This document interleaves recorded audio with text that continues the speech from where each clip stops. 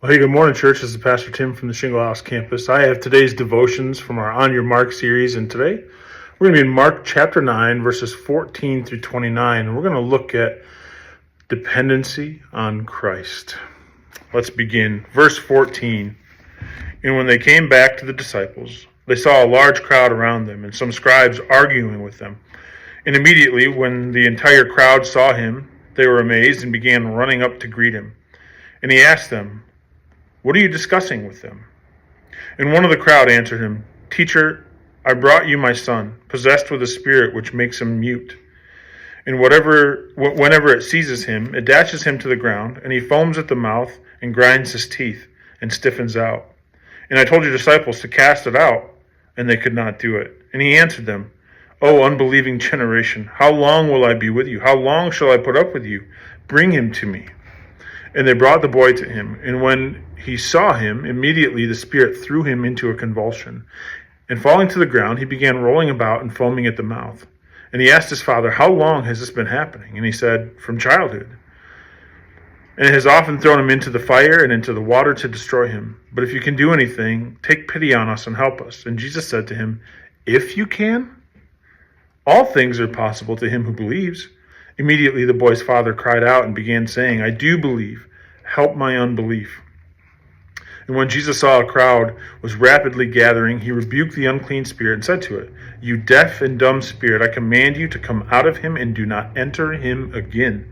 And after crying out and throwing him into a terrible convulsion, it came out. And the boy became so much like a corpse that most of them said, "He is dead." But Jesus took him by the hand and raised him, and he got up. And when he had come into the house, his disciples began questioning him privately, "Why could we not cast this demon out?" And he said to them, "This kind cannot come out, but only by prayer."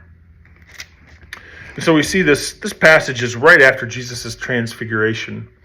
And Peter, James, and John are up on the mountain with Jesus and Moses and Elijah, and they catch a glimpse of Jesus' glory, and only to come back to this really tough situation where, the scribes are poking at the disciples because they can't cast this demon out, and the disciples are wrought with frustration and probably a sense of not being sure, like, why can't we do this? And this father and this family is broken because their son has got this demon who is trying to kill him. And so there's this picture, almost of overarching picture of what Jesus actually does for us by coming to earth and paying for our sins. Even in this story, Jesus comes from on high, comes off the mountain into our broken situation to restore everything. And really what this needs to do is create an understanding for us that we are so dependent on Jesus, because he's the only one that restores our brokenness. He's the one who truly heals. And so our dependence on Jesus here from this passage is found in two ways. Number one, faith, and number two, prayer. In faith, we see that this father comes to Jesus and says, "If you can help him." And Jesus says, "What do you mean, if I can? All things are possible for him who believes." And so Jesus is speaking to this father's faith. And the father's response it really captures our attention. It's a response in humility. He says, "I do believe. Help my unbelief." And imagine this father who's broken over his son in this terrible situation where this demon is trying to destroy his son. And he says, "I do believe. Help my unbelief, Jesus." And really, this is a picture of all of our faith. All of us have a struggle with faith. It falters for all of us occasionally, especially in hard situations. But even though it was imperfect faith, it was sincere. And he cried out to Jesus, "Help my unbelief." And how many of us do that?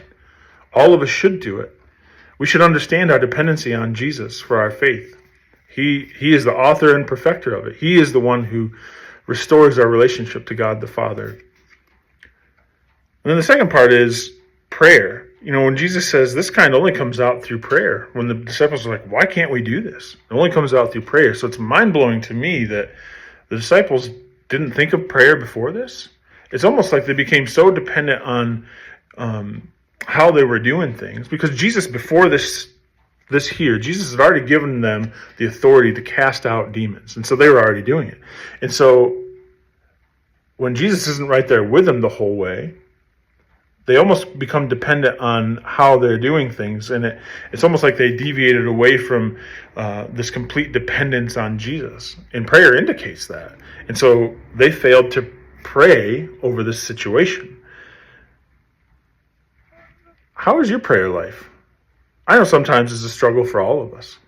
But if prayer was an indicator of, our spiritual walk, how deep our faith is, how great our dependency is on Christ, what would your prayer life say about those things? What would your prayer life indicate about your dependence on Christ? Because here's the thing.